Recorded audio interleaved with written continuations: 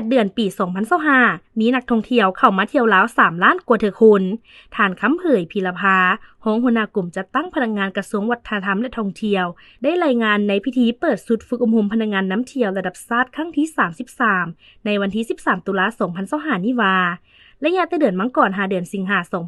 2025มีนักท่องเที่ยวเข้ามาเที่ยวสาธารณรัฐประชาธิปไตยประชาชนลาวทั้งหมด 3,61,928 เทื่อคน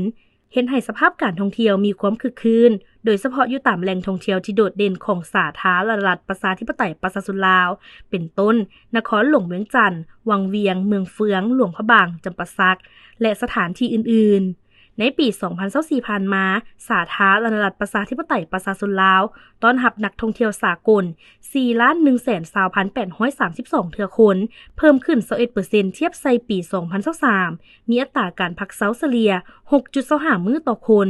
การใช้จ่ายเฉลี่ย 74.53 ดอลลาร์สหรัฐต่อคนต่อมื้อสร้างรายรับได้ 1.4 ตึกกว่าดอลลาร์สหรัฐนักท่องเที่ยวภายในลาวเที่ยวลาวจำนวน 3,904,483 เทื่อคนเพิ่ม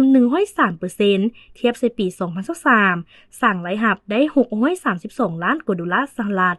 นักท่องเที่ยวที่เข้ามาสาธารณรัฐประชาธิปไตยประชาชนลาวเป็นอันดับที่1ในปี2024แม่นนักท่องเที่ยวจากประเทศไทยจำนวน 1,215,553 เทื่อคนเนื่องจากมีชายแดนติดจอดกันมีความสะดวกสบายในการเข้าออกภาษาและวัฒนธรรมคล้ายเคียงกันรองลงมาแม่นนักท่องเที่ยวจากสาธารณรัฐสังคมนิยมเวียดนาม 1,54,204 เทื่อคนและอันดับที่3แม่นสาธารณรัฐประชาชนจีน 1,048,034 เทื่อคน